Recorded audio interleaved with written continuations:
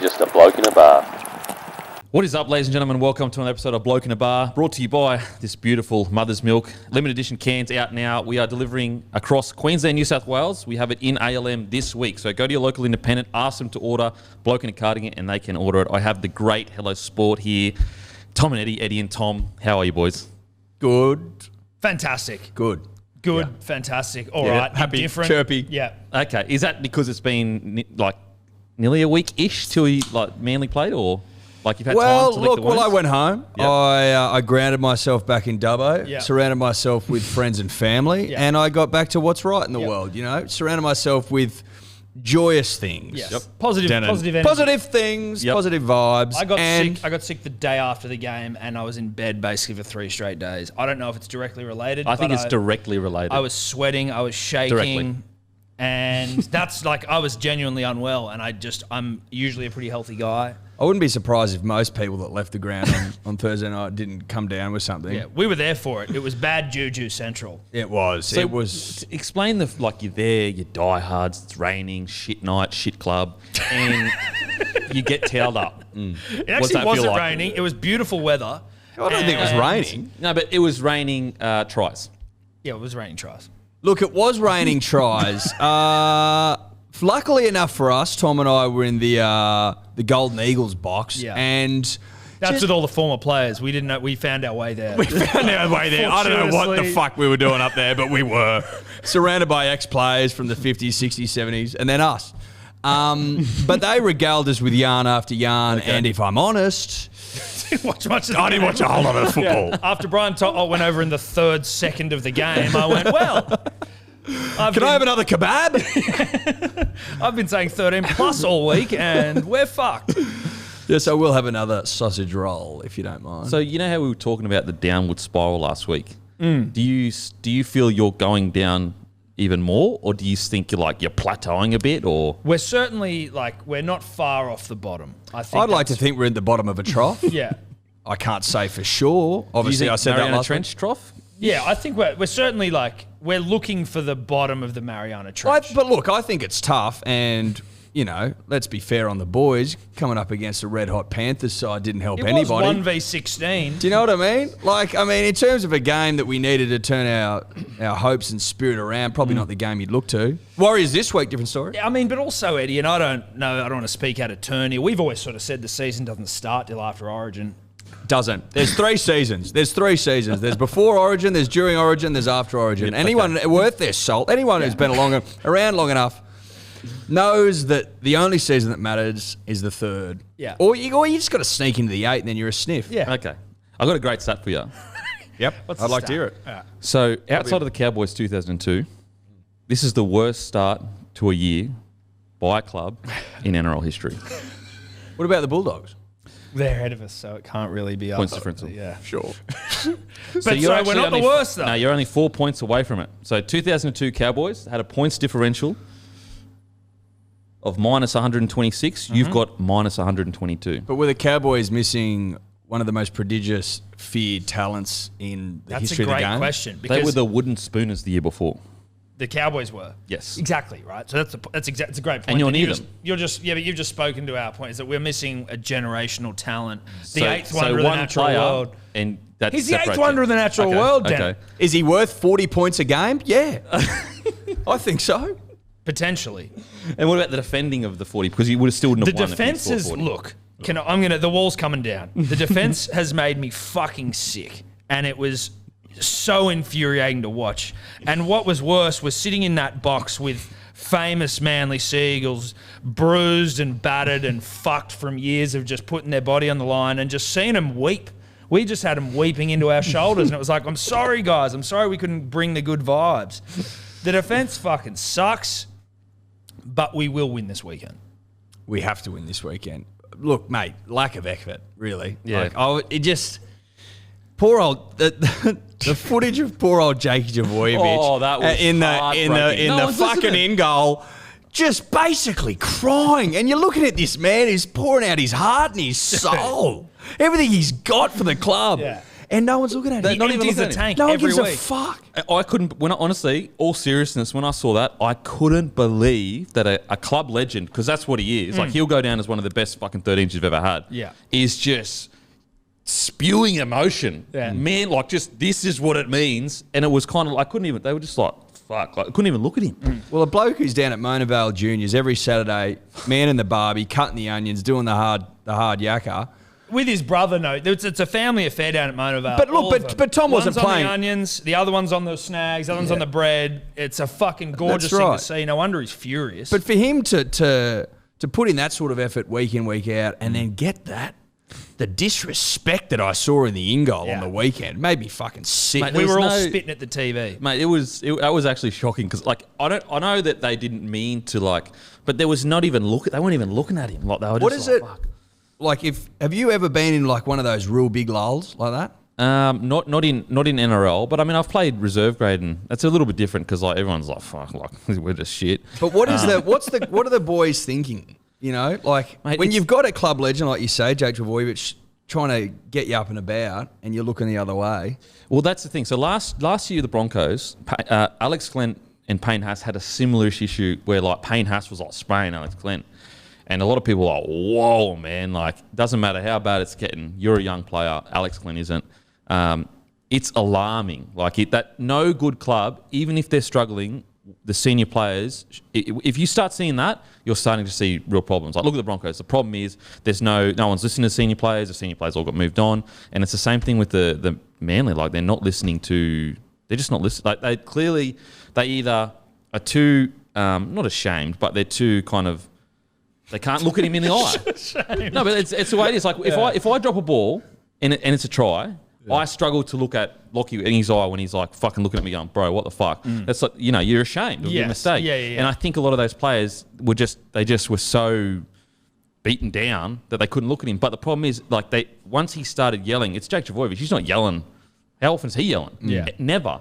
Once he started yelling, he should have got at least a bit of a body language reaction. Yeah, that's right. the reaction is a problem. Not that the players were intentionally disrespecting, but there was no reaction. He's a club legend. So it's alarming. But I will agree with you that one player can swing things quite a lot. Well, he can.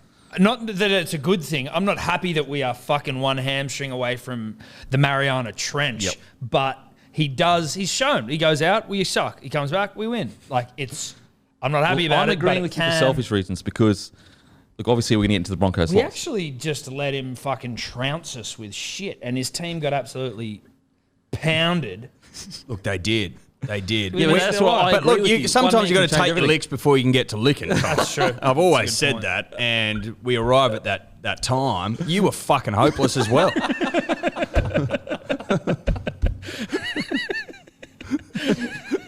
But I agree with you. One man can change a lot. He's not even acknowledging it. Talk about your team. What man? What man have you got? It was. I honestly think it was a famous loss for the club because it took one of the greatest performances in modern rugby league history, from Pappenhuisen to break us. You take him out of the side, it's a 14-6 nail biter. Has anyone scored 4 tries in 15 minutes? Yeah. That's what I'm saying, though. Tom Trbojevic, 40 points. Ryan Pappenhausen, 40 points. You take him out of the side, and it's a fucking nail biter against the Melbourne Storm. He's singing from our hymn sheet now. He's going real good. This is a golden point thriller. It's honestly, you take away his 4 tries and all his conversions, it's a fucking close game. So famous Mate, loss. look, honestly, there was points there where I think I could have subbed in. Yeah, exactly. Anyone could have played Pap's position. You know With the what I greatest mean? Hey, at least we are young. You guys have fucking got, your age is sweet. We got young throbbers that just need a couple more years of nurturing and we'll fucking be bouncing teams left, right and centre. And we had one of the greatest performances by a fucking fullback in the history of the game. That's the only thing that broke us. Fuck off, it But was. before that, we were fucking up. It was a great performance. One of the greatest. from Ryan. The greatest performance of all time. Bullshit. He The was greatest. a fantastic support player. That was what it was. He was support player. Exactly, the greatest He support player of all supported the time. man that broke the line Yeah, in many like he respects. was- he played so the good. line was broken before he arrived. He All the played hard so work was good. done before him. Justin Olam, fucking flick pass to Terrible. Addo Carr. We had him or covered. Bumping someone. Had him covered. Brandon Smith making a break. Had him covered. If Pappenhausen wasn't there, Nelson, offload. had him covered as well.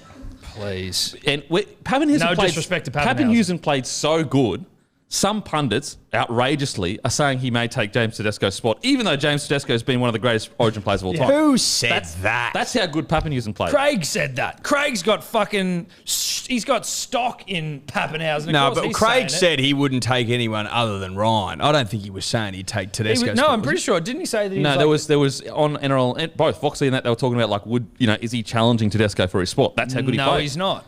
That's how good he played. And everyone knows that they aren't hyperbolic, those two stations. Exactly. Yeah, everyone knows that. Yeah, no, they don't trade in hyperbole. No way. Absolutely not. No, That's how measured, good he considered. played. It's very measured. It's Broncos considered. sucked. Broncos fucking awful, though. Took the greatest performance of all time to break us. How many points was it? We basically nail-biter against the Premiers. It was close, though, at one point. What was it? It was close. was the and then score? Pappenhausen switched. Yeah, but flipped what the was switch. the score? 14-6. And then what was the final score? 14-6 if you take away Pappenhausen. Right. Okay. Nail bite. So, I'm happy with that. 14-6. We dominated. When does Manly play the Broncos? That is going to be It's biblical. round 9, I'm pretty sure. Round 9 or 10. I'm pretty sure it's going to be a great It's game. going to be such a fucking... That will be a nail biter. Strap yourselves in. No, that is going to be a battle if I ever yeah. saw Oh my one. God. You don't have the greatest fullback of all time, so we will tell you up.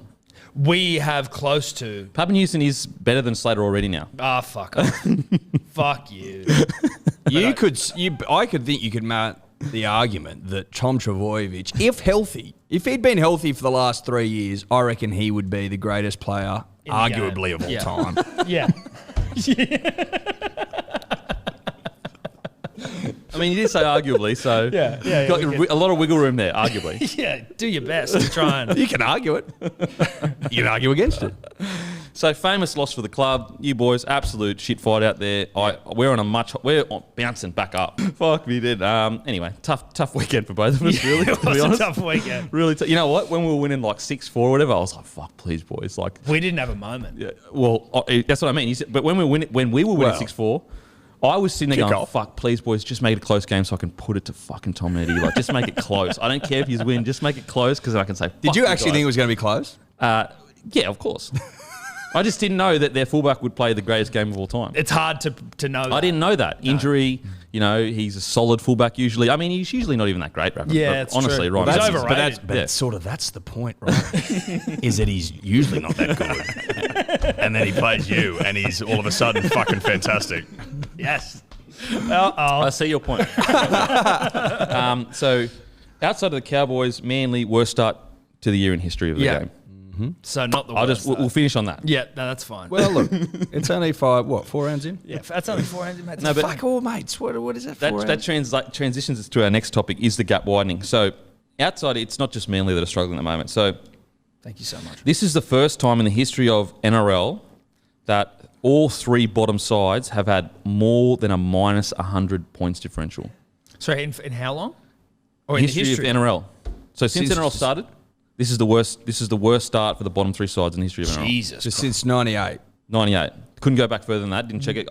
What's his? Well, I'll that's get his because name it's up. the unified comp, right? Yeah. His name is Bales TV. So I would have him, liked 1908 stats, but anyway.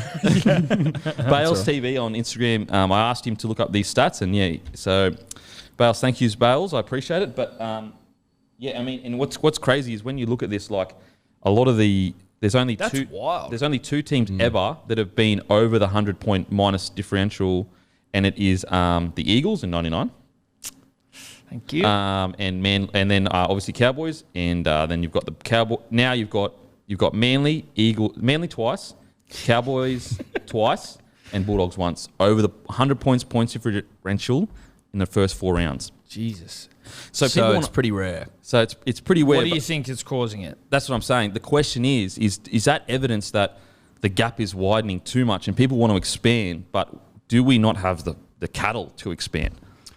Well, depends who you ask. Like, people say we don't have the cattle for expansion, but then others say that some clubs are just mismanaging their cap, right? And they're putting themselves in a position where, they're, as a club, they're just fucking nowhere near the top sides, right? Like, and I'm not really sure. I don't think I know enough about it at that intricate level to know whether it's a talent thing or it's whether the best clubs suck up all the best talent. If there's enough, like there's Cowboys, Bulldogs, Seagulls right now, Brisbane to a lesser degree because you've got throbbers that have like on the rise. hurt to say that, but like So I could tell. I didn't even look at you in the eye. But like there's not a lot of talent like across those three teams, but there's a dearth. I would say that would point towards potentially the fact that there isn't enough players to justify having another team. Sure, it's great business-wise, but if the team sucks ass, then it's not going to... What's the point? Well, imagine another team of 17. You know, like, imagine 17... another squad of 30 being brought into the comp. Well, but they're not going to want one more team. They're going to want another round. Yep. So you're actually talking about 2 squads of 30. Talking about 60 in the long term. Yep. That would never... If they're going to expand, they're not going to expand to a 7th team. They'll want 18 eventually. Yeah. Because they want an extra New round. Zealand, kind of. So New Zealand does have probably the depth, with rugby and that. But yeah, I mean, I was all for expansion, but it does seem like you can almost already rule out every team but 5 teams out of top 5 are going to win the comp. I think you could even go more. I think it's fucking... Who would your top 5? Who would the teams that can? Roosters? Oh, well, again, now that Kiri's out, you'd probably... Even though Roosters will not win the comp I don't without think Kiri. they can win it without Kiri, but fuck, who knows? Like, maybe. But you'd probably have to go Penrith, Storm, Raiders, Rabbitohs, and it was Roosters, but maybe Eels. Yeah, so I'd agree with those except for Eels. Maybe Eels. That's it though, right? Like, that's it. If teams that can actually win, like actually fucking win it, Yep. I think it's Rabbitohs, Penrith, Storm. Storm. Yeah, like as in if you get into Like I'm talking about actually fucking winning the whole thing. Like I can't see the Eels winning it. Maybe Raiders if they Maybe. get into their like Raiders hum. But Raiders like to But get the their hum Rabbitohs on. and Penrith, I just look at them and I go, those teams stay fit. Mate, they stay fit. Like Yeah. I look at seriously, Penrith bro. and I just go, fuck, how are you beating them if they're on? Yeah. How are you beating them? Watching Jerome Luai absolutely hump Manly to death on the weekend was like That was one of the great humpings all time. in modern rugby league history. And it hurts me to say that, but dear God. Yeah. The Dude, boys he's from got- out west just come up north. You know what it was Powerful like? hips. It was like in like 3rd division Oztag when sometimes old leagueies, like Corey Norman will come down sometimes and throw the footy around and And it's mixed. you're just getting, you can't even get near him, and you're just getting absolutely pounded, and you can't get near his tags, and you're just getting fucking made a mockery of. That's what it looked like. Jerome on the week. Luai just looked. I mean, like he just. All due respect. I've seen Jerome Luai play, but just seeing him live and in the flesh, I was like, "Holy shit, dude!" He was just putting us to shame. Mate, he's what about good. Nathan Cleary's fucking like? Did he grubber then chip over the fucking top? Yep. Like, it was just there was when the you gap watch- was so obvious. When we're talking about the gap widening, the gap was so fucking obvious. 100%. When they wanted to turn it on, they just went boom and just like changed the whole rhythm. Yeah. You even like a guy like Burton, like no disrespect to the centre marking, but Burton's not even a centre, and he looked like the centre on the field. Yeah. And played fantastic, and he's a rookie non-centre. You know what I mean? And that's where you start to go, wow, fuck, like that is a real gap where a guy can come in and go to a specialist position that he doesn't play, and he's in his 2nd game for the year, and he's a massive rookie, and shine like that. It's worrying. Would the Panthers, though, for example, would they argue that they'd nurture a lot of that talent themselves? That's though? the argument, yeah. Yep. That's So when it comes to a dearth of talent, they might argue that you put a shitload of money in. you'll get it back. And you'll get it back Could by you not drawing then these also- juniors through the pathway Could you instead not of then losing also them argue to... though, like, yeah, righto, but Penrith, you've got the entire Western Sydney to pull from. So like the Well, there's a lot of Roosters- other teams out in the West, though. Well, okay, but I'm just saying, like, maybe if that is absolutely true. So you could understand where a club is coming from, where they go, "Fuck you, we've brought these guys along." But then you go, another club might be like, "Well, fuck you, because our access to juniors is smaller because of the area that we're operating in." Yeah, it's tough. But then I guess the argument against that would be like, well, how did Manly go so great in certain eras if they didn't have a We big... cheated the salary captain. So, I mean, it's so tough. Phil Gould has said that, like, he apparently warned them and said, don't get rid of the 20s comp because you're not going to be developing your own players. Yeah. I was never a fan of the 20s comp. I actually think they need to put a national reserve grade comp in, and that would help the depth because A, you get them playing before the big dance. B, it gets them in that atmosphere of just below NRL, whereas at the moment it's Q Cup, New South Wales Cup, and it's just like it's not park footy, it's quality footy, but it's still a ways away from NRL footy. Whereas you get a national reserve grade comp, I think that helps a lot. I think obviously it would hurt Q Cup, it would hurt New South Wales Cup, and they're a massive tradition in rugby league. But I think a national reserve grade comp, it makes the market more, I guess, it will fluctuate the market more because guys will be like, you know what, like I'll go to that club, bide my time because I'm still travelling with a team or whatever and I'm playing on the national reserve grade scale. Whereas at the moment, like you've got guys kind of like stuck in Q Cup and New South Wales Cup that don't really get seen as much by scouts, everything like that. So yeah. So would a national reserve grade comp look like a Broncos 2 side? Would they still be called like the Broncos? Yeah, I think so. First and second. I think just like Broncos, first grade, Broncos reserve grade, and you basically they're the opening game before every single, and you just match the, Parramatta reserve played Parramatta Broncos. You just match whoever's playing. Yeah. As the opener. So again, I don't. It's there's so much. And there's money no age involved. limit in that reserve. Yeah, right? it's open age. Yeah. I always thought the 20s was actually bad because they weren't playing against men, so they were getting this false sense of confidence. That's why it took a bit longer for forwards to develop because they weren't playing against other men.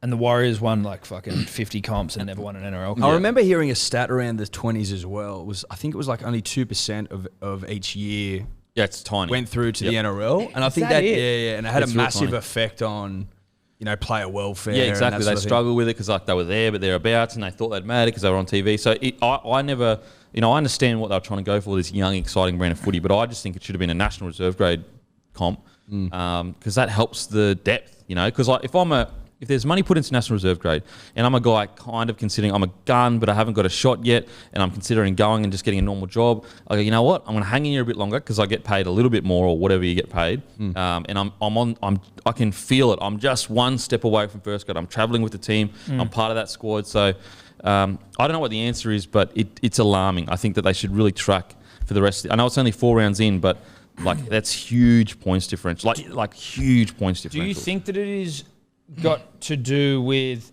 cap mismanagement, or is it like some people saying it's the rule changes and some teams are adapting better, and others are like, I don't necessarily subscribe to that, but like, what do you think is the cause? It's so tough because it's like, okay, well, what? So do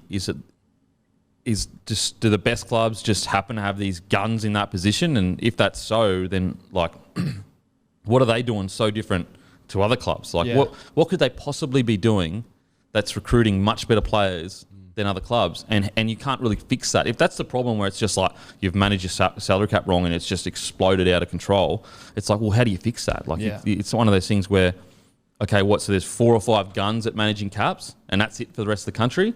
I don't know. Honestly, I don't know. I think it's, but it's alarming because no one wants to see, like, even like it's good every now and then if you see a team get fucking oosed, but even like Manly, like you don't want to see Manly get pumped every single week or the Broncos. But I'm being serious. No, I know. Like, I was just thinking about the prospect of getting pumped every week for fucking 26 rounds. It'd It'd be be the Broncos. fucking tough. Yeah. It's you're sitting there and you're just going, fuck, like this isn't entertaining. Like as fans, you're just like, if we lose by 16, okay, we're still kind of in the game. If you're losing by 40 every week, like I mean, how the Doggies fans keep rocking up? Yeah. You know what I mean? Not scoring a point. Not scoring a point. Not scoring a point. How's that entertaining for anyone? Like even a Rabbitohs fan, it's great, but at the same time, it's like, did I really enjoy that game? Like I enjoyed it for the first 20 where we saw that we were going to fucking win it, and then after that, I was like, kind of tuned out. Whereas the nail biter, you're in for the full 80 minutes. Though apparently, I read a stat. I think it was the biggest points differential for a round since 2004. Yep, it's massive. I believe something like that, which is a fucking long time. 17 years? Yep. But it's one of those things like, is there always shit rugby league teams? There's always shit teams, right? Well, not season this to bad. season. The stats has proven. But then I'm sort of going down the path of, is it the fact that there's more footy in play, teams can build more pressure because they get repeat set after repeat set. Yep, so it's like when a there's snowball effect. It's snowball effect. Yep. And then the shit teams just break. They just break because So like games are there's more margin in games, so it's actually not as bad as it used to be just because the margins are actually bigger. It's not the fact that they lost, like, for example, there were a few years there where shit teams would just lose by 15 or 14 Yeah. because they were just grinding it out. Exactly right. Yeah, I mean, that could be it as well. You know what I mean? That could be it. And now it's just sort of it's illuminated the gulf between the best and the shittest teams. Yeah, absolutely. That could be true too. Like that it's easier to score points maybe, and that's why it's just blowing it out. But I don't know what the answer is, but I think there's clearly beginning to be signs of you don't want to get this out of control where you've got 4 shit teams that just stay shit for the next fucking decade or whatever. Kind of like the Super League. There's literally like 4 good teams in the Super League, and every other one's just like they struggle. Maybe 6 good teams, whatever it is. I'm sure there's some Super League fan that's like, hey, there's fucking this good team. It's like, I don't really know, but I know there is a massive gap between the best Super League. Like, put it this way, the Super League, and I know they're more developing, but the Super League, they actually have like X amount of teams are basically professional, and then the bottom ones are like borderline semi-professional in the how good they play. So you don't want to get to that point where you've got these teams that just like Gus Gould reckons that they should do a 20-team conference system, and I was like, Jesus. man, like, I just don't know how you. I just don't think there's a talent for that. You know, unless you dilute every team. Yeah, like that's the only way you could justify conference that. system, as in tiers. No, I don't think tiers. As in like 4 or 5 team conferences. Yeah, 4 or 5, like as in conference system where and then and the winners play each other. The other option is that we expand and we find ways to break up the talent, or whatever. Draft. Well, for example, I look at the Roosters and like I know they've got a great culture. I know all that. But when you just look at the physiques of their wide running forwards and that, and you compare it to some of the lower teams, just their physiques and their athletic ability, like Crichton, Satili, like those guys are destined to fucking break tackles and hit holes. Whereas you compare to some of the lower ranks, it's not even about coaching. It's just they're physically nowhere near as gifted as the Roosters fucking. There's a difference in talent. There's a clear difference in talent when you go that whole Roosters backline, pretty much a whole Roosters team, really. Every single fucking player they have. When a Roosters can come in, put 2 rookie halves in, and beat a Warriors side that's supposed to be pretty good. That's alarming. And look pretty good. And look, they look good. Do you know what I mean? Yeah, 100%. Sam Walker looked like a quality NRL half. Because he had plenty of time though, right? Yeah. And so I just... Or like more time than if your pack's fucking nowhere. Like poor old Cherry Evans, like he's all at sea. Yeah. Yes. Behind a pack that's... Well, you look at the pack struggling. Yeah, it's struggling. But also, like, even physically, you look at like a Manly pack, for example. You got a lot of toilers there, but do you have Satili? Do you have Angus Crichton? Do you have fucking Cam Murray? Do you have Finucans? And you know what I mean? Like, you don't have that kind of elite cream of the crop. So it's an interesting topic. I don't know the answer to it, but I think it's something to watch. Is it becoming concerning, the gap, and would that put brakes on the expansion? Next thing, Reynolds. Just broken that it seems that the Rabbitohs are not going to offer more than a 1-year deal. No. Dude, that is the dumbest fucking decision, in my opinion. Like... Oh, I mean, I'm with you. I'm totally with you. What the fuck are they thinking? He's been the like... and I think I saw Anthony Maroon of Triple M fame saying it. He was like, you let someone else go to keep him. Like, he has been such a crucial part of the turnaround of the club. He won the comp with him. He's got him to fucking preliminary finals the last 3 years. Like, give him 2 years, you stingy fucks. And so they're trying to, like, the narrative that they're trying to spin is like this injury prone. Like, they haven't come out and said it, but that's the leaked information of like, Sam Burgess, Greg Inglis were, they had a lot of injuries and we don't want to sign someone in case of injury. That he's actually averaged more than 20 games a year for the last 4 or 5 years. Do you get cap concessions for injuries though? Not cap concessions, but you do get cap concessions for long-term players, but it's only like $200,000 or something like that. Okay, so if he was to go down, theoretically, that'd be fucked. Well, they were like Greg and Sam, right? They had to pay him out. Well, but that wasn't as the cap. It was not Sam. Greg wasn't medically retired. But Sam was. Sam was. Right. Greg wasn't medically retired. But if you are medically retired, that's a cap concession? That's a cap concession, but the club still has to pay that money. So of course. So it's a cap concession, But they're making out, they're making out like it's about managing the cap. But they're also making out that it's that they don't want to get burned the way they did, I think. But he only wants 2 years. I know, it's ridiculous. He's 30 years old. and he's a fucking general. He's literally the Like, best he is unbelievable. His in-game kicking's ridiculous. Outrageous. Like, his game management's unbelievable. and he's still playing high quality. Like, he's still one of the best halves in the comp. They could win the comp this year. 100%. And they'd be like, holy shit, I've got the comp winning 7. And I don't wanna you're sign going, you. nah, don't want to sign you. Like, We're prepared to lose you to the Cowboys. Honestly, Who's out there? Who the fuck's out there? I don't look around and go, holy shit, there's 7s everywhere. They reckon they've got these young guys coming through, but they haven't played NRL yet. You don't know. Do you know who they are? I don't know who they are, but I've never seen them play. But the out of the Rabbitohs is they've got young 7s coming through that are really, really good, and that's kind of what they're resting their hopes on. And they don't want to just give him like a couple extra years to fucking, When's get Cody used off to- contract? That comes off contract next year. So that's also another consideration is that they may not be able to keep both. But again, you keep Reynolds and then you fucking figure it out when Walker's there. You know what I mean? Yeah. Like if you let go of Reynolds and then they go have a terrible year next year, Walker's going to fucking leave anyway because they're having a And then shit what's year. Latrell Just- thing? Do you? know what I mean? Is there 100%. anything like? Can players do? Let's say Walker's like, I don't want to play without Adam. And I don't know like to what degree players would do shit like this, but like, could he go in and go make it happen? Nah. No? I don't. Unless you're like, if you could Lockyer have done that at the Broncos, say, like, do you have to be that level of a player, or is it just like it wouldn't have happened? Yeah, it's a little bit different. Obviously, like Lockyer, one of the greatest of all time. Yeah.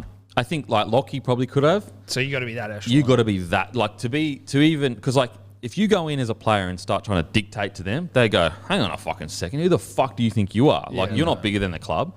Whereas Lockyer is bigger than the club. Lockyer was a club. Yeah. So I agree, man. Like 2 years, they'd be crazy to get rid of him. He's not injury prone. He's made the prelim for 3 years in a row. I would kill to make the fucking prelim. I would, you know what I mean? Like Yeah. as a Bronco, if the Broncos could sign him on a 2 year deal, I'd fucking love it. You know what I mean? The Cowboys are interested, like Manly, like it just so many clubs would take him. There was one guy on 9 that was basically saying like, oh well, if no other clubs have given an official offer, then why would the Rabbitohs move? No other club's given an official offer yet because Reynolds is fighting to stay at the club. Who wants to fucking sign a guy on $700K that's fighting to stay at the club? Once Reynolds says, you know what, I'm out, that's when the offers will come because they're like, okay, so you don't want to be there anymore. Whereas who the fuck offers massive coin to a player that is actively fighting publicly to stay at your rival? But also, who the fuck's implying that people wouldn't fucking line up to sign? Well, that's what Reynolds? he's saying, Like, though. They would. That's what the guy was saying. He was saying basically like, well, there's been no other offers, so of course the Rabbitohs are playing hard. The Cowboys would. Mate, there is fucking What a clubs dribbly fucking... lining up that would sign him. Like he wouldn't ask more than $700K a year, $800K, and he'd be worth it. Good kicker. I mean, yeah, it's crazy. So I don't know what's going to happen with that. He'd get big money from the Cows. And he'd be Well, good. that's it. You could get 700, or you could get fat cash with He some could of get the fat losers. cash Fat with cash. losers. Big fat cash.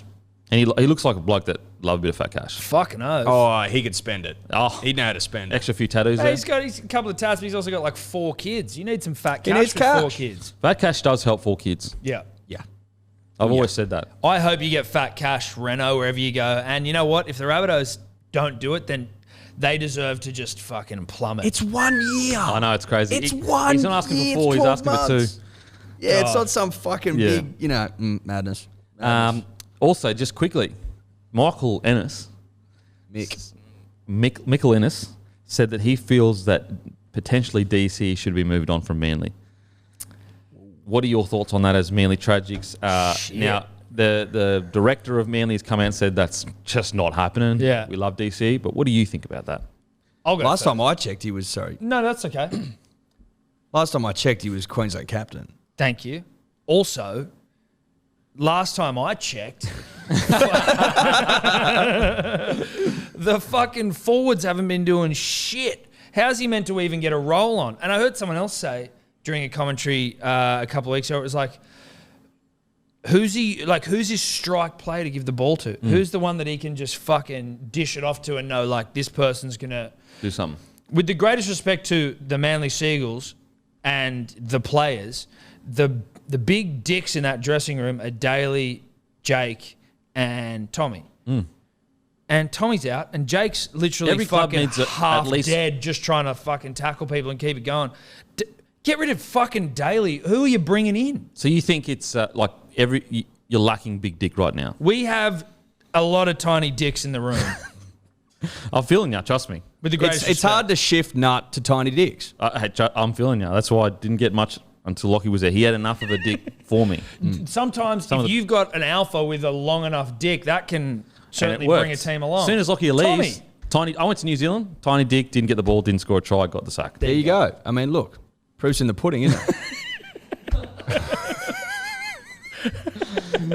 So you I think that's a big fucking call from Mick, to be honest. well, he said Is he providing any alternatives? Well, he was saying basically it has nothing to do with his ability, but more to do with he's tying up a lot of cap, and clearly it's not working. And DC is a gun. So Mickey's saying DC is a gun. It's just more about like maybe they need a fresh start with that cap money. It has nothing to do with how good DC is. So he's not cracking at DC, but he's just cap saying, comment.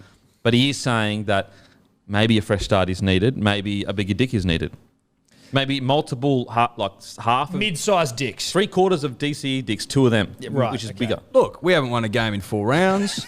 We've conceded point differentials over 100 points, but I don't think it's panic station yet. No. I'm not prepared to say it's panic station yet.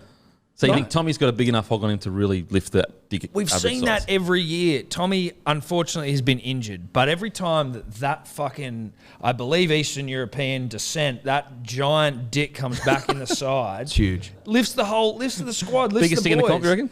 Mate, everyone climbs dick in on. rugby Everyone league climbs on, and they power forward. Exactly. They're all at sea. It's like a life raft. Yeah, it's a life raft. They're floundering. It's a Bondi rescue where they all fucking grab on. It's like that giant big banana that people will sit on and they ride along. You know that? Yeah, like, come with me, he says. Come with me to glory. And they hop on. They ride his schlong to 2 points. To rings. So Manly 13 plus this week. Manly 13 plus. Well, if Tommy's he's not back. He's not back. Yet. Okay. 13 plus, yeah. Yeah. Okay. But look, we'll get to that game. Yeah, I'm not happy to see Daly go just yet. Okay, we'll get into like a semi-ish review preview. First game, huge clash. Golden Point seems to, in my mind, I'm thinking You're seeing Golden Point? Broncos v the Rabbitohs. I mean, Paying $9, the Broncos. I'm seeing Golden Point because they don't have like Latrell. I mean, Latrell's okay, but he's no greatest player of all time, Ryan Papenhuyzen. No, that's a fair point. And so I'm looking. This is going to be a tight clash. Last week you said that the return of Payne Haas was going to turn the Broncos' fortunes around. Did you see him play? We dominated that first 20. First 10. And then someone injected Papenhuyzen with something. Yeah. And he fucking blew us apart. Bit of Cherry's piss, actually, I hear. He got in the Bronson fucking... Sherry. We've got to get, actually, Bronson Sherry. So Roger Fabry has come out and said that he's backing Bronson Sherry to make the NFL. Because Bronson Sherry has come out and said that he is going down the NFL dream route. He's got Fabry in his corner. What do you guys think about that? I love it. I fucking love it. I will say this. I think there's a lot of people out there that didn't realise that the NFL, very pro molten lava, horse urine, They don't give a fuck. They don't care. The NFL love hot piss. Apparently, when they pour the Gatorade over the coach, that's all just hot piss.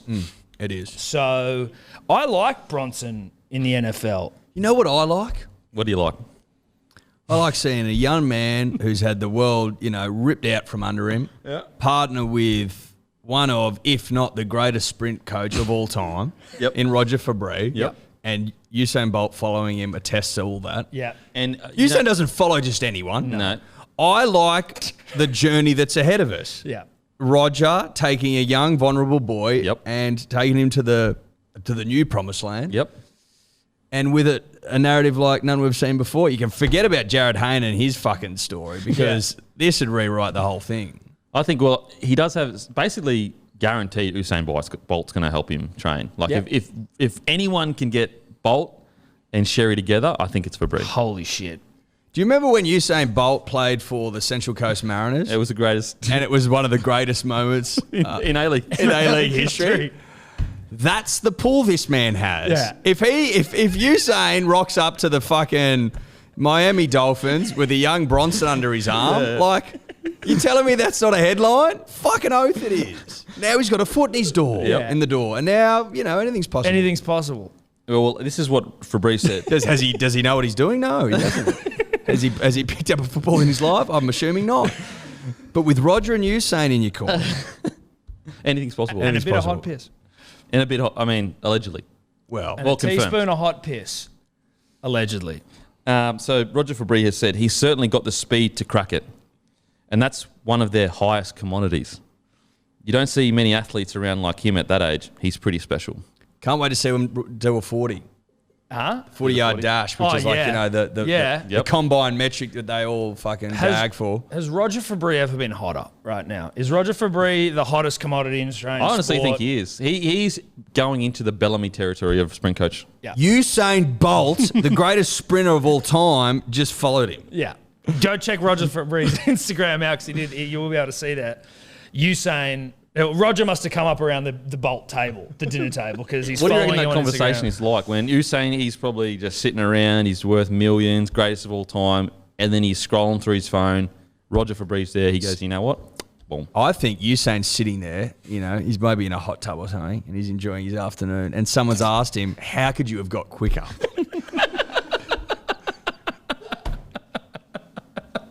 Could you have run a 9.4? And he would have said yes if I had Roger. And then the bloke would have been like, why aren't you following him? And I'm like, well, I will now. Makes sense. Makes sense. All right. Yeah. So Broncos v. the Rabbitohs. One of the great clashes of the week, really. Yeah. Thursday night game. Thursday night, it's going to be a real nail-biter. For you. You'll be chewing your nails off. Mate, $9. That's value. That's value, honestly. $9 is actually value. It's probably not worth it, but there is, maybe put $1 on. You're the king of value, Tom. I am the king of value. Yep, okay. Look, they're missing Cody Walker. Do I think that's a 40-point swing? Probably not. Probably not in this instance. Not when Benji Marshall Fucking fucking hell. I forgot about Benj. Benj was having a great year. He's having a fucking fantastic year. Honestly, like, to think that he couldn't get a club. Do you know that, like, even the Bulldogs had him and then he kind of was like, oh, nah. The Bulldogs could be using a Benji right now. They should have chased him hard. I will say, so they did put Dearden in, thank God. They did. But what they need to do, and watching the game on the weekend, they need to give, it's Tom's team. Anthony Milford, he's an incredible player. We've spoken about this before. This has nothing to do with how good he is. This has more to do with what the type of player he is. He is not the guy that is going to lead a team around. He's the guy that's going to step six blokes, score an incredible try. Him kicking at the end of sets, his fifth play option is not at the standard it needs to be. Tom Dearden has grown up playing 7. He needs to control the team and just go. I understand what Walters is trying to do. Walters is trying to say, I had Milford 2015, so I know how to get the best out of him. So if anyone's going to be able to turn him into that leading half, which he hasn't ever, become, it's going to be me. He's given him the shot. I think you go to Dearden. Dearden, it is your fucking team now. You say where we're getting. You do the end of set kicks. Milford, you are just there to attack and have fun. Just have fucking fun. Because on the weekend, it was just so many unforced errors. The reason why, you look at the Bulldogs may not get as much heat as the Broncos, even though they did eventually get, beaten quite convincingly, is that when you look at the tries that the tries that got scored against the Broncos last week, this is what it was. Okay, so the first 2 sets, the Broncos have errors coming out of the end with a stupid offload, an unforced drop ball coming out of our own end, then it's a lazy miss from a front rower that's led to a try, like shooting out your line, trying to jam someone you don't need to, a lazy trail on the inside, like these. An unchallenged bomb, poor decisions coming out of our line. Milford's last tackle play not good enough. Like they are all attitude things. That's not skill, and so that's the concern with the Broncos is that all of these things they can control isn't improving. With the whole Milford shouldn't be running a team yarn, I feel like that's been spoken about for quite some time, and it seems kind of wild that is still. It's because Kevy's new. And it's because Kevy was with him in 2015 as assistant coach of the Broncos. So there's a lot of people that think that Kevy's the Milford whisperer, and that he can just bring him up. And that's the reason why it's still getting tested now. It's like if anyone can do it, maybe Kevy can do it. But I just think you go fuck, give Did in the team. We can't get any fucking. You know what I mean? Like wouldn't that would take the bit of the pressure off Anthony if you played that way anyway? That's what I mean. Like, do you know what I mean? Like if you want him to be player. that flashy line breaker, the guy that opens up a game. It's almost unfair in Milford because you want him to lead the team around, but you also need him to fucking get points for you. It's like, well, which one is it? And Pick one. I think didn't lead the team around. So yeah, it was seriously a tough night the other night because it was errors that we can fix. And it'd be similar if you watch Manly's game. The tries that were scored would have been just attitude errors, really. But the Rabbitohs are looking fucking outstanding. Yeah. Thick, hot, powerful. Powerful. Like Latrell is the cream of the crop. Like he's just elite. You know, like every touch he has essentially like is a touch that a lot of other fullbacks couldn't do. If he's not the best tip-on fucking fullback in the comp right now, I'm not it. Where the fuck are those losers that bagged him and bagged him and bagged him? Yeah, I know. Where Real are quiet. they? They I'd like bagged to the know. shit out of him too. Like overrated, flop leaving the Roosters. Yeah. He's a this, that. Shit. And now he's like in a premiership favourite playing fullback and doing it his way. Like they literally came out and said when everyone was bagging the Trell, he was saying, I'm going to do it my way. Where's everyone going, you know what, Trell, you were fucking 100% right. He's too big to play like Tedesco. Like. It's crazy, man. It's crazy. But how crazy is it that they can bring in fucking Benji Marshall? Oh, God. And doesn't Benji look serious as fuck in his photo? He does. I'd forgotten about the fact that he was their backup half, and then when I looked at it, I was like, holy shit, and he looks ready to play in that photo. He looks ready to play. If they take that photo again before the game, it's going to be fucking... It would still be a tight match, though, actually. Still be a tight match. Yeah, real tight match. Again, when I look at that forward pack, I don't see much of a divide. But like, on form you must, because you're getting pumped every week.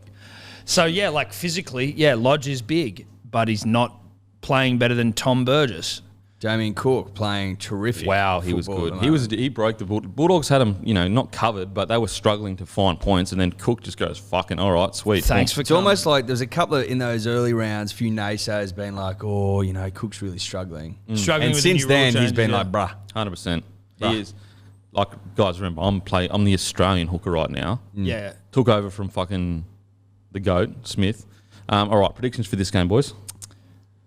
I think Rabbits win 13 plus. Yep. I think they win comfortably. Comfortably. I think that there could be more pain. Yeah. Yeah. Anthony Milford, if given the keys to the team, probably going to be let's give Rabbitohs a 30-point start. 30 points. No, I'm saying if Milf, if they don't change. In all honesty, I think that the Rabbits put 20 on you. Yeah. I'm looking at a bunch of blokes that look at ambush. You smell an ambush? I'm sensing an ambush. Kevy Walters. I just don't get ambush vibes. Kevy Walters, like, yes, there's no bad blood between him and Wayne, but, sometimes you want to get the master. And I feel like Kevy Walters is going to do Kevy's ready to do it, He's ready to kill the master. Well, listen, I will still have a flutter on the Broncos because at $9, why wouldn't you? It's true. You know what I mean? $9, like, fuck. Why wouldn't you? It may be and we had a famous loss last week. We could have a famous win this week. Dude, I reckon you might have another famous loss. No, this could be a win. real famous loss as well. I mean... What's the record? What is the record? What is the record? 65? I reckon it'll be about 65. There's ambush games this round. I don't think this is one of them. Unless I you think just, it like, is. the Rabbits are going to ambush the Broncos. No, I put on think 60. young Kevy, Tom Dearden, keys to the castle, keys to the city, all that kind of Could rhetoric. this be have we had a 50-point game this year? We have, haven't we? No. This Got could close. be the first. Manly I don't think so. Manly got pretty close. Didn't have one, though. Yeah, but it was pretty close. Didn't have one. I reckon this could be the first 50-point Imagine game. if we come back next week and you've lost by 70. We're rebuilding. Like 70. 70 points. It's not about the result. It's about Can you the get culture. a 70-point? I thought it was an ambush. Now he's saying it's not about It's the a results. About the rebuild. key. A cultural ambush. We're ambushing with our... They're never going to see the culture we're about to build. I will Okay. say this. Clubs that inevitably go on to win the comp don't lose These sort of games. these sort of games. You know Yep. what I mean? So if they're fair income about, lifting the trophy at the end of the year, they're not going to lose to you losers. There's no way. Yeah, but again, it's that Broncos spirit when you think you don't... The spirit that, the last 3 or 4 weeks you've been talking about, it's not there anymore. Yeah. But, I mean, ambush, trust me. Match of the round coming up, though. Warriors v. the Sea Eagles. Good to see us back in the 6 p.m. slot. Yeah. $3.25. Home game for both, really. Yep, that's nice. The family slot, Tom. Yeah, that's it. Take the kids out. What do you guys think? D. Walker versus Roger Tuivasa. Can you just quickly... Have we changed anyone? I hope not. No, Oh, Morgan Harper's in. Harper's in. Is Moses Sully injured? Bench Boyle Voivich. out. Oh, but he'd be in the squad. He'd be in the squad. Have we got Adam a fucking... Fanil-Blake's out. Oh, That's what I looked Bailey at. Sirinen and Bunty Ofa. So that's actually a big they're out for huge Warriors. outs. They're huge outs. Good stuff, Eddie. We like to see that. Adnout's massive. Adnout is humongous. Well, Bunty was also huge. He had 41 tackles, 0 misses, and over 130 metres last week against the Roosters pack. Yeah, Bunty's a weapon. So- and Bailey's been playing great. Bailey Sirenen's also a really fucking good player. Kane Evans, who was in for the Warriors? Go down. Kane Evans. Go down yeah, to- right, that was it, really. Who they got at 9? Where's Cade Cuss? Is Cade still injured? No, 14. Cade played last. 14. Cade 14. fucking played on the weekend as well. That's yeah, right. look, I think Cade needs to start. Absolutely. yeah, I don't know who Cade's got to Absolutely start. needs to We like. start. I think the Lachlan Croker at 9 experiment's done. With the greatest respect to Lachlan, it's not about that. It's more about that Cade's showing a bit more when he gets on the field. I agree. I think Cade Cuss should have been there probably. If you've from got the a start. Cade, Tom and I always talk about this. If Yep. you've got a Cade in your side, you've got to start him. Yeah. Every rugby league team worth its salt has a Cade in it. Didn't he come on and score a try straight Yes. against the Penrith Panthers? Yeah. He scored our only try. You'd think I would have had money on that. Didn't. I mean, this is a reflection of your club. It's just and its fans really. Doesn't make sense. Doesn't make It sense. does, you know what? It doesn't fucking make sense Doesn't make because you sense. guys are struggling for points. You're struggling for a bit of energy. So why wouldn't you mix it up? And also, like when he came on and you scored that try, you had the momentum. You wrestled it back for the 10 minutes before halftime and the 5 minutes after halftime. Manly had the momentum. 15 minutes of the whole game. What a Yep. what a performance. And then Fisher Harris came back on and fucking just went insane. Yeah. So look, What are the- Lachlan what are- just hasn't shown any I've 9 qualities. yeah. yeah. I'd understand if he was a natural 9 that you were like, look, we're just going to stick with him because he's a natural 9. But I thought isn't he like a 6 usually? 6, 7? Yeah, he's a half. Yeah, He's a yeah. half, yeah. Whereas like Cade Cuss has shown whenever he comes on, he does show something. At least 2 games. Roosters, he came on, played well. And then last week he came on and did some things. So it's interesting. Like, again, I don't think, Croker's the reason he's a loser or anything. Definitely not. But like when you're just rolling out pretty much the same side Yeah. 4 weeks Week in a on row, week. and you've Absolutely. got someone where you go, there is a reasonable argument to be made that a change could be made in this position. Yep. It just seems like to be continuously ignoring it is to be doing nothing. Like Morgan Harper's come in. Now, I don't know if that is because Moses is injured or if Moses saw his injury has been dropped. I think he's injured. But, like, are we just rolling out the same side every week just for the fuck of it? Like, let's mix it up. Who you going? Manly. Manly to win. Manly will win. Manly- Manly have to win. Manly have to win. Manly 1-12.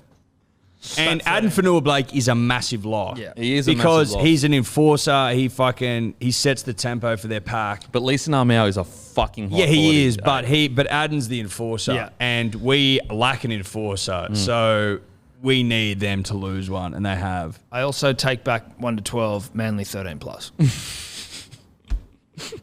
Manly 13+. All right. I think Manly shock a couple of people. I think we come back here next week and Could we you go. just go to our bench as well?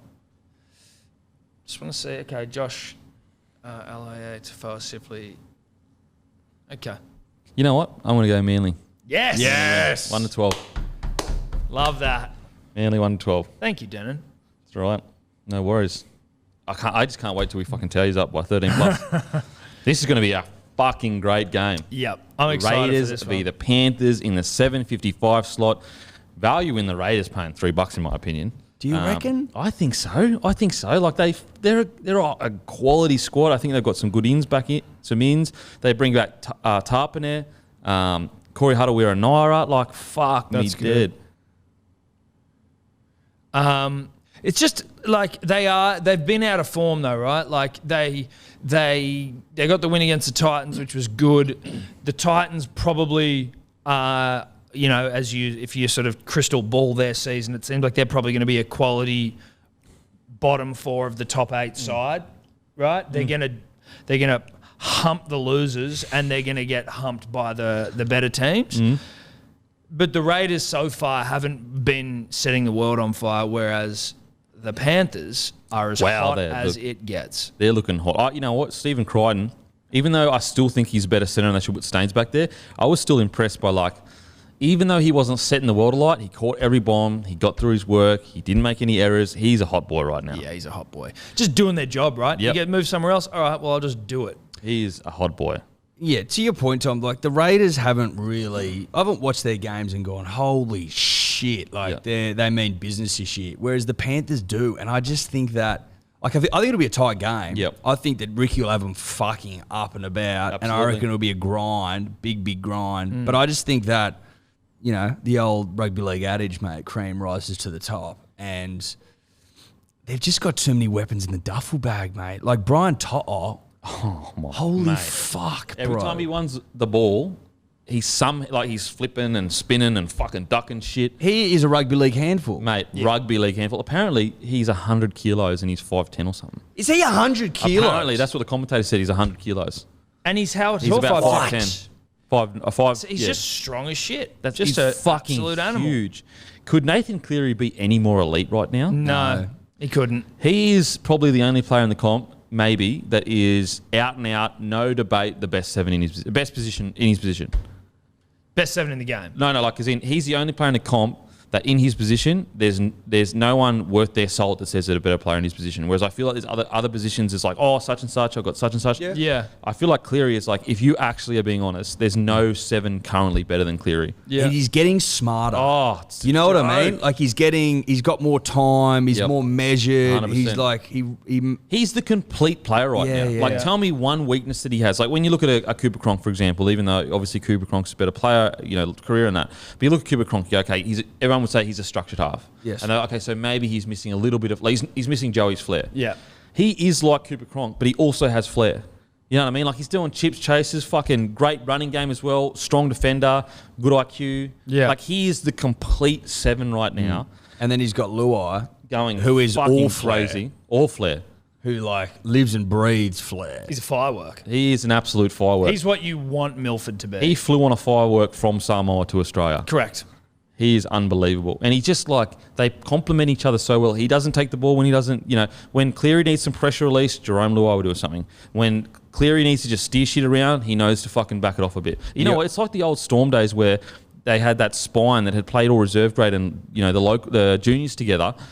Jerome and Cleary came through the grades together. So they know each other fucking back to front.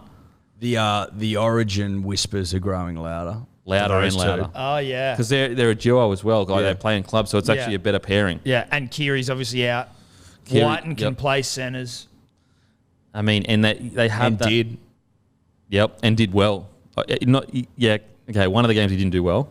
But I think Oh, Whiten was centres, wasn't he? Yeah, he was. yeah. And in the year before, he did really well in centres. Last year, he struggled in defence. But he's still, I think if he's fixed that and sort that out, he's a fucking great centre. He's still there. Yeah.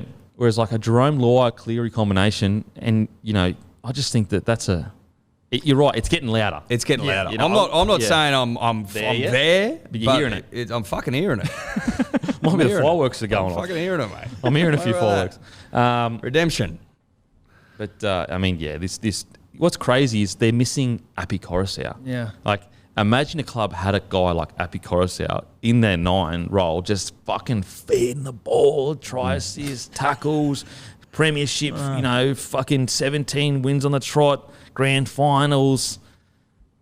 Imagine that.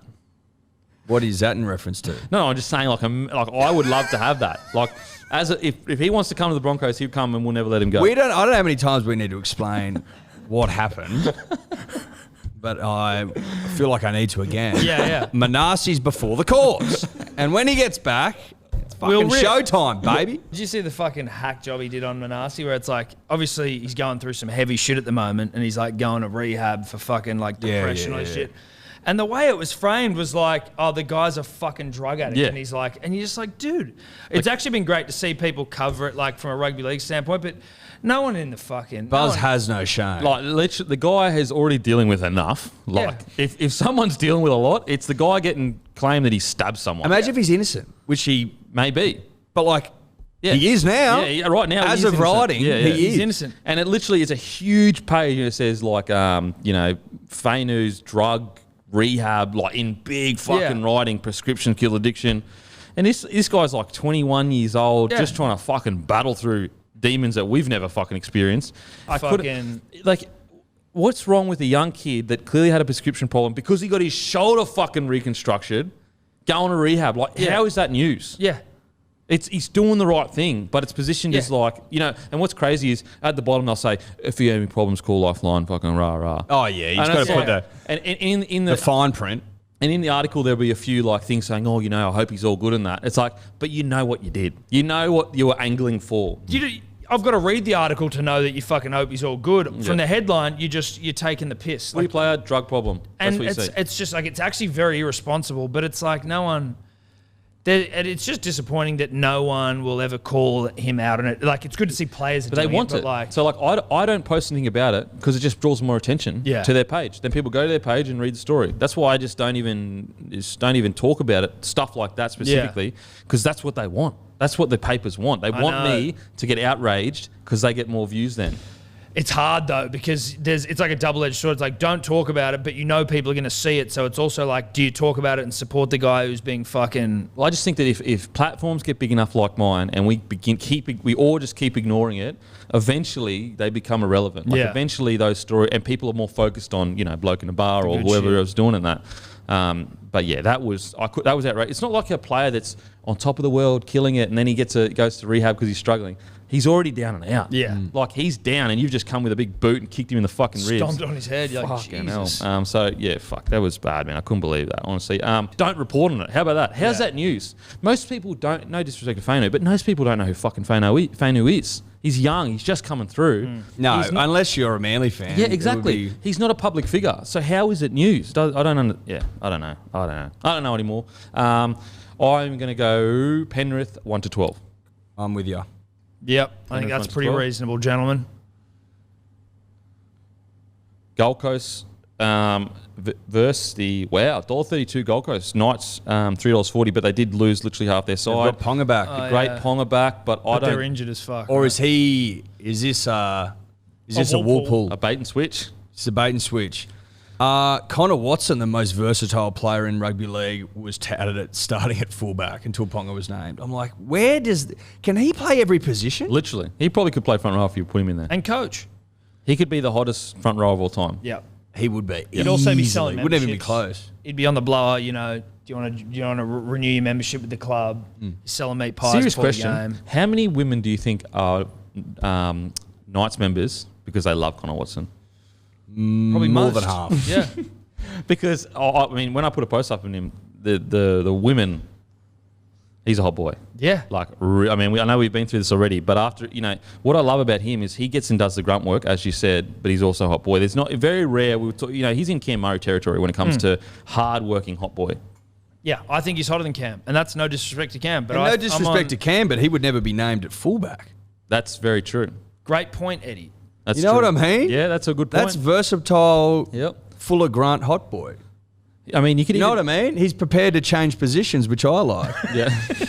You always have. You know what I mean? I need to be excited. I don't like it being vanilla. You don't like it just straight up the guts. You want a bit of... No, I did. You like some surprise. You do want to straight I up like the guts. surprise. Okay. I like to be, spun around. So Connor Watson's, but he's been named at 6. We're talking fullback. We're talking lock. There we go. Look, He's Look. playing 6. There you go. Blake Green, 7. Like it. Welcome back. Welcome back. I'm going... Jaden Brayley has been fucking outstanding. Yeah. Have you seen Braden Bailey?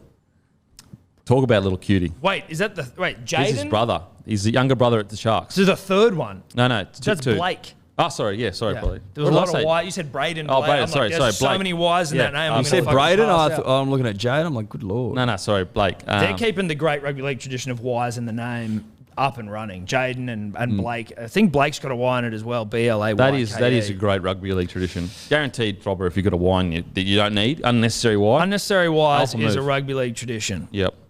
As a parent, you're kind of like, I don't give a fuck. I'm putting that Y in Throw there. a Y. Doesn't We'll need make it. him more intimidating. You see Absolutely. you see on the team list, the guy's got 6 Y's in his name. You're like, that guy is fucking gonna hit me. I've never hard. seen a You bloke. stay in bed. Yeah.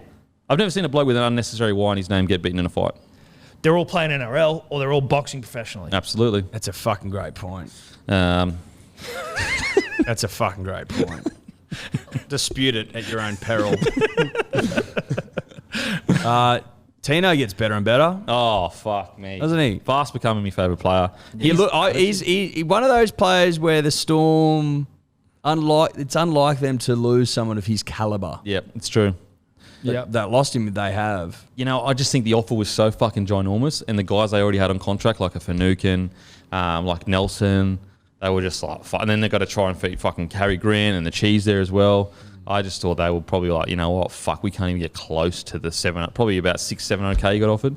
Probably getting about... Take that, son. Take that. Lacked a bit of polish last week, the Titans. Like They did. They got themselves in good positions, but... Well, they're Jamal Fogarty was injured for the most of the game, and I watched this game as well and took down notes, and there was probably 3 or 4 players that made some real poor, unforced errors. I think Jamal Fogarty, it was a perfect example. If he went into that game injured, he should have rested because he just wasn't at best, and he hurt himself and he hurt the team. If he got injured in the game, then fair enough, because when he went off, Tanner Boyd's just a bit too young and green to take control of the game. Corey Thompson, best bang for buck winger in the game right now. Yeah. Fuck me, he's playing good for how, he'd be on fucking probably 125K or something. With a minimum is 100K or whatever it is in the top 30. I am going the Titans. I like Titans as well. I think the Knights will struggle. I think they're fucking injury ravaged. They lost Pierce for the season. You don't think Hot Boy Watson is going to get Pierce out for the season? 10 weeks. 10 weeks. I mean, it's pretty much. a lot, yeah. I mean, it's not, but it is. Yeah. Because they've got to somehow pick up enough wins to challenge for the 8 in the next 10 weeks. Did you say that the Knights are paying $3? Yep. I'm taking the Knights. I think that's good value. 340. That's good value. The Titans haven't been, setting pubes on fire here. Yeah. And the Knights have got a good forward pack still, despite injuries. Ponga's back. Watson, we've already spoken about Watson. But are the Knights setting pubes on fire? No. No, they're not. they're not. They lost to the Tigers. Where are you? I'm just saying, it's This $3. bloke in value, bro. He just sees value and He's a fucking... contrarian. I'm a whore for value. Contrarian. And there's a bit of value We both there. said Titans, and he's going to say Knights no matter what. We That could have all been agree. a dollar. You get on one. your knees for value. I do. Every week. Comfortably, happily. When we come back next week, if the Knights have won, then I'll expect an apology. Okay, so regardless of odds, you still think they're going to win? I just don't mind the fact that they are $3.40. I'm like, I don't think the Titans have been overwhelmingly. Ash Taylor. You don't Brian think Kelly the fact back. I don't think that Blake Green and Connor Watson in the halves is concerning? You know what? Maybe that's the change up they need.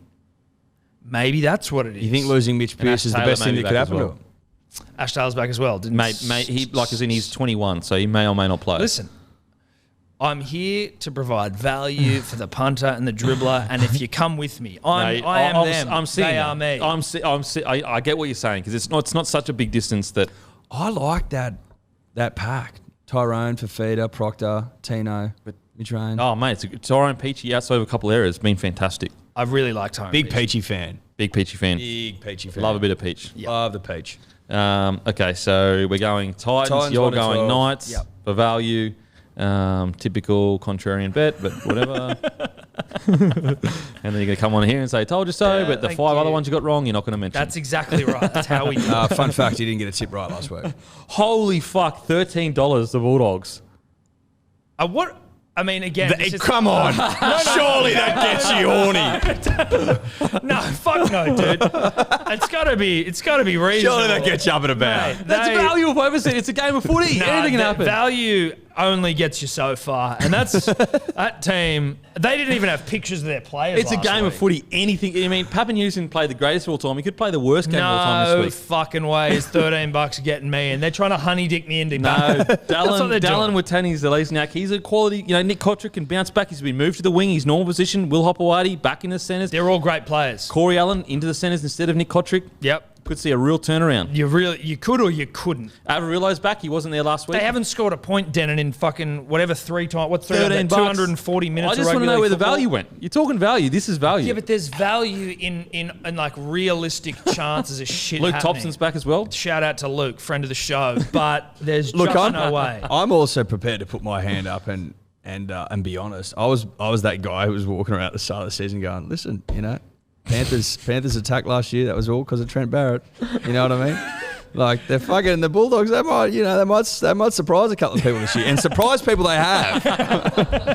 No, you know what? Because it fucking surprised me. They haven't scored a point in about fucking 4 weeks. I will say I didn't think they would. I thought that they've still. Just see him being this bad. No, not this bad. That's what I'm saying. Like I'm with you. Like I didn't think Trent was responsible for Panthers' attack, but I did think that he had recruited well enough to be, to score points. I thought he could score points. I actually thought his defence was going to be the issue. That's also an issue. Yeah, they're both an issue, to be honest.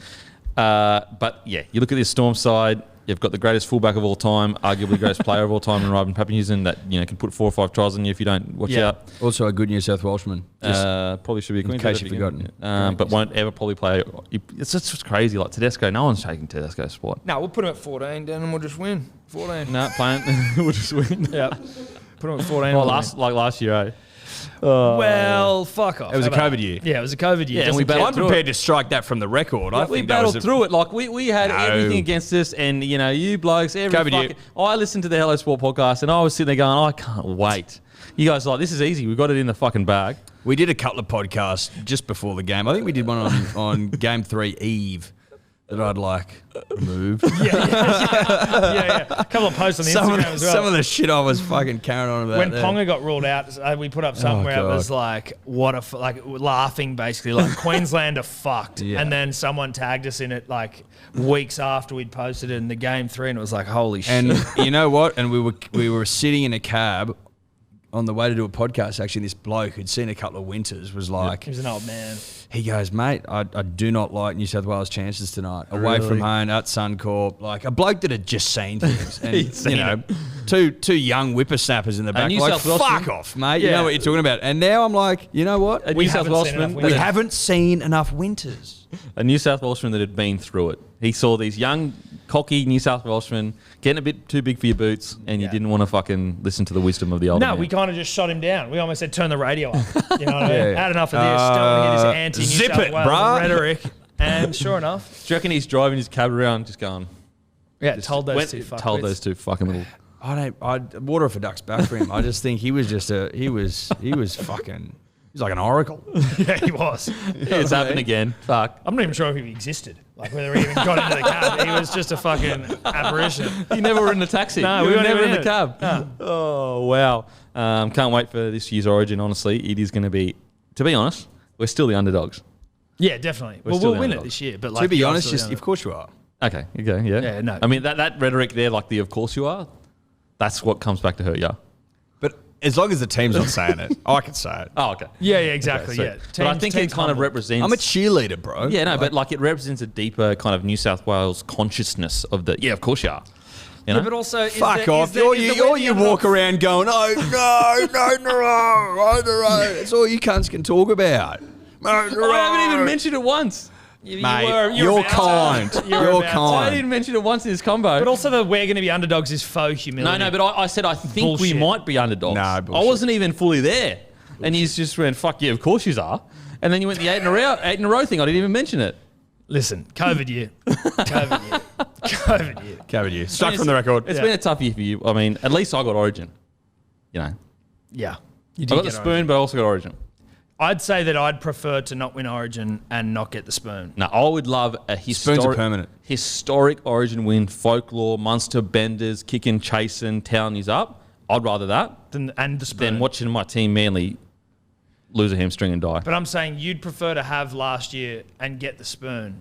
So Origin win last year, but also get the spoon. Is that what you'd prefer? Then get beaten by the worst team in 40 years and also come like 12th. I don't know, I'm confused here. I'm now in a pretzel in my mind. No. So, would you prefer our season? Yeah, which was 12th and losing to one of the worst Origin sides in 40 years, or would you rather get the spoon and win Origin? Oh, fucking our season, without a shadow of a doubt, Denham. We've never had the spoon, sir. Folklore. What rubs the salt in the wound for me, what's beautiful, is a DCE that said it to you. Your own captain... in the presentation, said, worst side in 40 years, mic drop, shove this up your asshole. No, he said that to the media. I, in my defence, never said that. Yeah, he wasn't. I said you were awful. I said you were no chance. Yeah. I said we had too many weapons in the duffel. I said all those things. I didn't say worst team in 40 years. Because I'm not 40 years old, then, so I can't say that. Okay, so you're going doggies because of the value. Storm. Doggies 13 plus.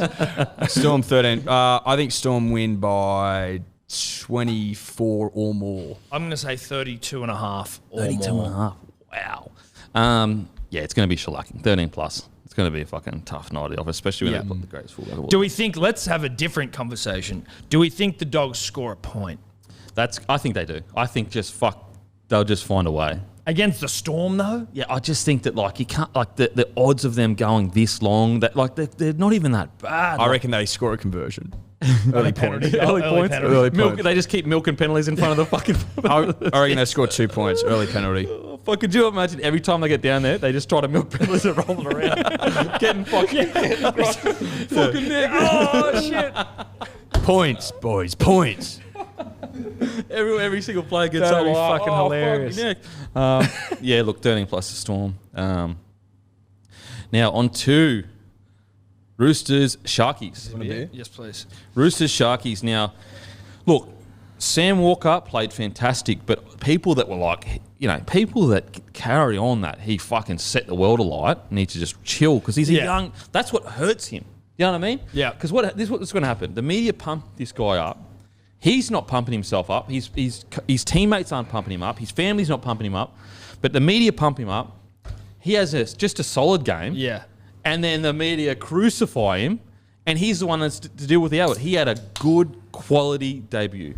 So I missed this game, but I saw that he had a couple of try assists. It's just a good, solid game. But in the context of all the the hype around him, would you say it was even better? Doesn't matter. If you're a professional athlete, the hype is irrelevant. You dealt with that your whole life. It was a really good, solid debut. It wasn't Sonny Bill debut or anything like that. Yeah, right. But what I'm saying is like people that are like Sam Walker sets a lot, like all that kind of rhetoric. It doesn't help him one little bit.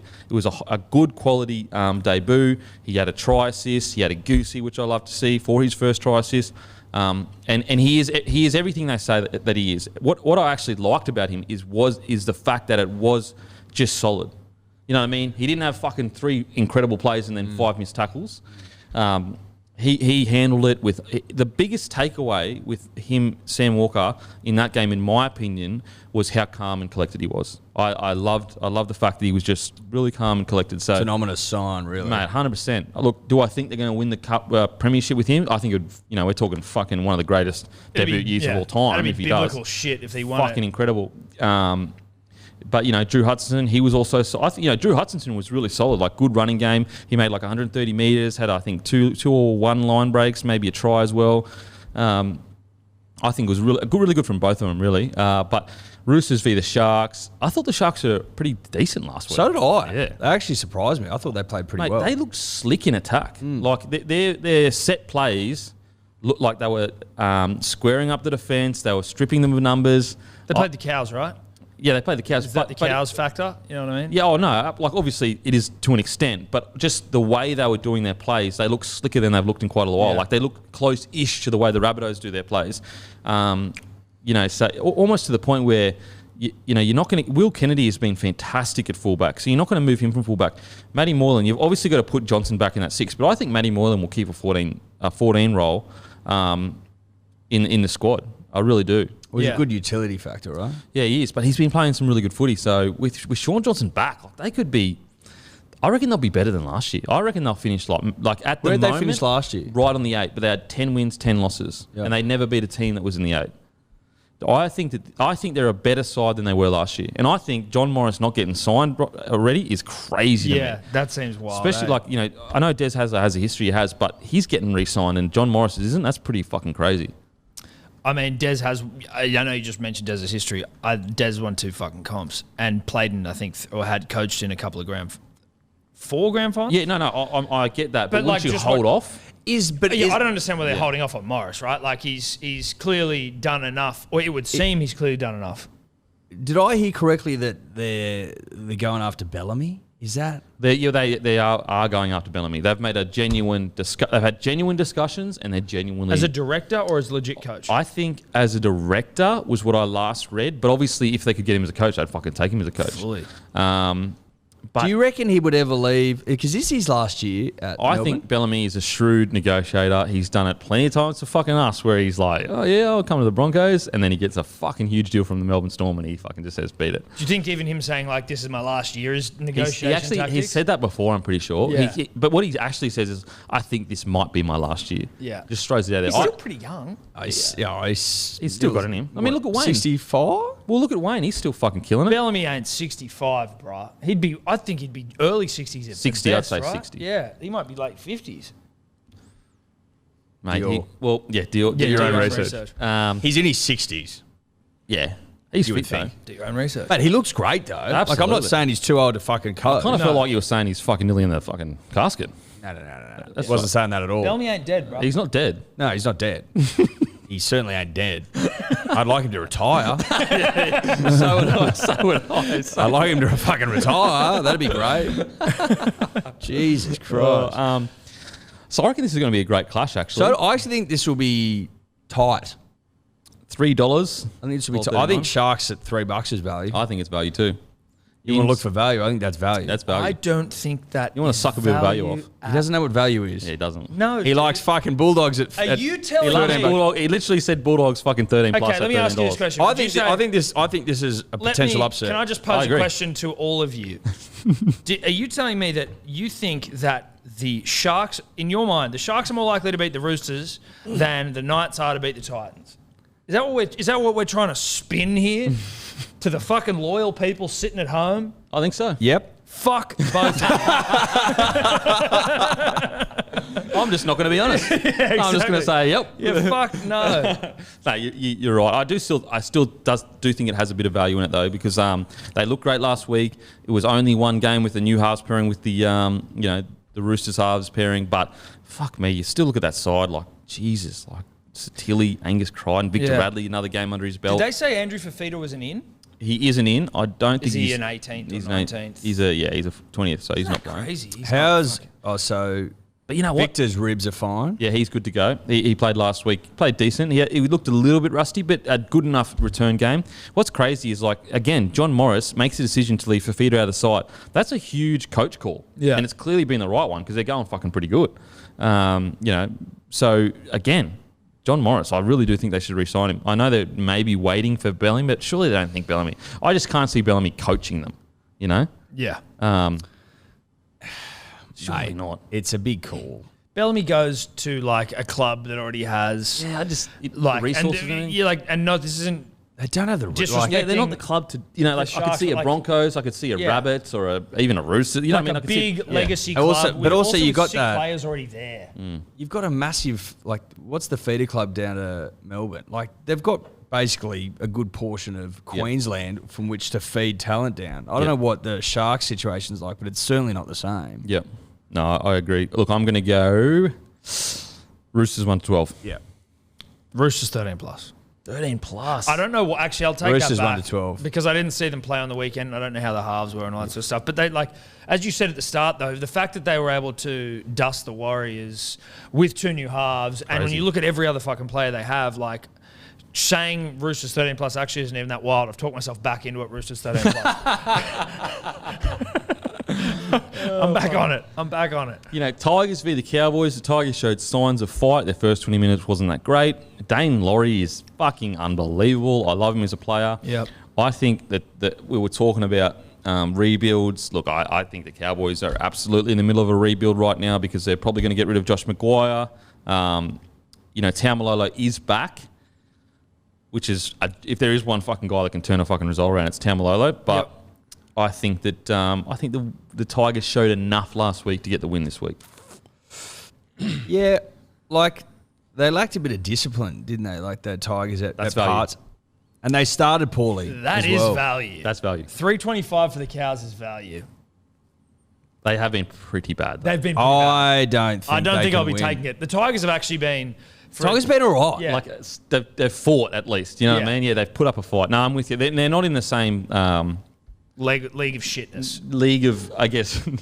Well, not that league. I Well, in wouldn't the say. shitness league, I like mean, in the shitness stakes. Well, the league that isn't the quality league. Yeah, the League of Mirror. Unextraordinary Gentlemen. yeah. Whatever league they've been in, I don't think they've been in the Tigers league. The Tigers have actually fought. They've stayed in games. So, look, I'm It's at gonna go Leichhardt as well, the spiritual home. spiritual home.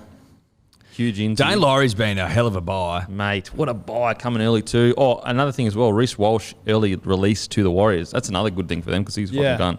Another terrible thing for us. But we actually got a traded player, which is good from the Warriors. Is he a generational up and coming throbber like Yeah, Reece? absolutely. Arguably greatest player of all time. Oh shit! But yeah, look, I am going the Tigers to win 1-12. I'm with you. Yeah. I'm not sure if Tigers win 13 plus or not. Wow. The thing is that both teams have like the Cows are so scat that they could, but also two scat teams can sort of like bring each other down as opposed to lift each other up. Well, I mean, there was probably like 40 minutes there where the Tigers had the Eels on the ropes. Yeah. Fucking oath they were on the ropes. Yeah. And the Tigers started very poorly. If you Very take that first 15, 20 minutes out, you're like, shit, they They would have won the game. would have won the game. Exactly. I think West put 13 on them. Okay. I'm going out on a limb. I like And- that from you, Eddie. Last mate. game of the round. I also think this is a potential upset. Yep. Oh, absolutely. I think so. Dragons have actually been pretty good. 375, I gobble that up all day. Actually, For you the know what? Dragons. I don't think so. I don't think the Eels are very good, but I think the Dragons, people have got fucking real wool pull vibes about the Dragons, where it's like they beat the Knights. The Knights were kicking their ass by 13 points, weren't they? And then like 90% of their entire contracted roster went down within like fucking 5 minutes. And then they came back and like just pulled it off. So I was like, yeah, that's cool. And then the other teams they've beaten, Manly in the shit, and then fucking the Cowboys They wouldn't beat the Broncos, that's for in sure. the shit. Well, maybe not. You know what I mean? Like, so even though they're winning and that's cool and good on them, it's like, bruh, let's be real here. You're not a good rugby league team and you're not making the 8. And the Eels, We're seeing vintage Corey Norman. Vintage. shout out to Corey. Vintage. What do you say about that? Yeah, vintage. What do you say? Vintage Norman. What do you say to vintage? Yeah. I'm not having a crack at vintage. Is there Norman. anyone in the Eels playing vintage? I mean, no, probably not. Is one vintage Corey? I think so. Mate, vintage goes a long way. Absolutely. Vintage, nostalgia, Yeah, all those look, things. I mean, I feel like you're ganging up on me, but I do agree. You've swayed me. Dragons 13 points. Yeah. Vintage bet. It's a vintage. It's a vintage bet. I will have a flutter. But I do think the Eels are going to get the win, though. Despite everything you've just made me Yeah, say. everything I just fucking led you into. We're seeing vintage Mitchell Moses, in my opinion, because we actually are seeing the best Mitchell Moses, I think. Probably some of the best form he's played. That try he laid on where he's like running back across the field and sort of like in and out, and then just that puts that kick in to Niokore, I think. Yep, yep. Was as hot as it gets from Mitch. Reid Marnie in career best form easy. Leading Is Dally Reid M. Marnie leading? Yes. Leading the Dally M. Yes. That's vintage. Even though he's been around for 2 years, still vintage. Yes. Sean Lane still hasn't got a Sean new photo. Lane. Someone. Did you see the Sorry to shaved- cut off your Reid Marnie yarn, but No, did you see his shaved head? No. On the weekend? No. Is he? Oh, yes, actually. Someone sent us a photo and goes, Full he's gone skinhead. full Dallas Buyers Club. Full skinhead. He's buying into it. I love that. I like that as well. Look, I just think, the Eels, yes, the Tigers fought back into it, but I really like Mitchell Moses right now. Like, I love his attitude right now. He's not getting too far ahead of himself, but he's still fucking staying. Instead of throwing the stupid pass, he's more just running the ball. Like, I loved how much he was running the ball on the weekend. Fergie, he was good other than a few drops. I love Niokore at centre. I think he should stay there. Like, I know Wonga Blake's coming back, but I honestly think Niokore stays there. And I was a front rower, but he's gone. Opacek's been good. Gutho has been fucking fantastic. Mate, he has just stormed through anyone disputing that top knot. You Definitely. can't, how do you dispute the top knot when can't. he's literally playing career best form? I saw it pre-season. I didn't know what to make of it. It made me feel a lot of things. But since this season started, what do you do? Well, look, if you're dominating at your craft, you can rock the top knot. David Beckham's rocked a top knot. Correct. And no one fucking blinked an eyelid. Crichton's did they? playing They fantastic didn't give as well. a fuck. Crichton. No one cares about Crichton's top knot anymore. Shirt ripped open, goatee halfway down to his sack, and then puts on that humongous hit. I was like, holy shit, this guy man. needs a top. Has he got bigger? He has gotten I bigger. feel like he's got bigger in the hotter. offseason. He's fucking huge now. He is honestly walking testosterone right now. Just alpha. He reeks of a New South Wales skipper. Oh, Reeks of it. Reeks of Absolutely. Aussie skip. He's really. got a bit. There is something about him where like he has his improvement. I feel like even though he was good when he first came on the scene, and then he was good at the Rabbitohs, like the sort of the follow up. Like I think when he first went to the Roosters, there was a bit of like, And maybe he had an injury and Yeah, he shit, had a but bunk like, shoulder. you know, maybe they Playing it out of position put a him on little the bit. Was he in bench, the centres played and in the stuff? middle. He had a bunk shoulder and then he got dropped. Yeah. And so he came back on and he didn't get he wasn't in the starting side and they were playing out of position. But now I get what you're saying. Like he seems like a mature, high quality edge back rower. Like Yes. that you automatically go, yeah, of course he's in New South Wales side. Yeah, of course you put him in the fucking Australian squad. Really good. He's gone to another level with that 11 on his back, I feel Absolutely. Honestly, goatee top knot. If you're rocking that, you've almost got to play well. Yeah. like. Well, eyes on you. either you play well or you risk fucking losing it. Yep. If some dickhead comes up and cuts it off you because you're a fucking loser. Well, in the sheds after the game. Do you know what if I you're mean? not You've seen playing those videos on YouTube where people go around cutting off people's top knots. You wouldn't cut off Angus Crichton. No one's cutting his off. Not Fuck the way that. he's playing. well. No. He's running holes through if you do that. Mm-hmm. You cut it off, he's saying stand there for 10 seconds and I'll run a He's fucking hole through. going to bunce Yeah. you. Yeah. And Gutho, he's just going to run all day. Honestly, he's like a fucking marathoner out the back there. So I am going back onto the Eels. I am going the Eels 13 plus. Interesting. Oh, I've got Eels 1 to 12. Yeah, I've got Eels 1 to 12. They almost, like the Tigers were in it for a minute. And the Dragons, whilst not being good, vintage Norman, who knows? I'm going Eels 13 plus. That is the round. Guys, make sure to follow Hello Sport on Instagram. Go to their podcast, subscribe to their podcast. Always great stuff on a Wednesday this week. Yeah, doing it tomorrow. Doing it tomorrow? Doing the early morning shift. Mate, that is a tough shift. Sparrows fart, 7 a.m. 7 a.m. But we'll be out tomorrow afternoon. And Facebook, Punters and Dribblers. Yep. Above Even is the betting show. About even. Oh, fuck. I keep saying above even. It's eh? okay. About even is just the way Took that me every fuck punter a year to get describes it. Hello Sport. Hello Sports, I you've was been saying calling sports, it. yeah. That's all right. Look, we can try and keep it confusing for you, mate. Yeah, that's Hello all right. Sport, About Even, YouTube, Instagram, Facebook. You'll find it. Like, if you find want to it. find it, you'll find it. If you don't already know about it, you're a fucking loser. Then you're a fucking idiot. It's not hard. It's not hard. Oh, as usual, grab a case of Bloke in a Bar, guys. Limited edition cans. You can order New South Wales, Queensland, any independent bottle. You can order it through ALM, and I will go and fuck myself. Thank you.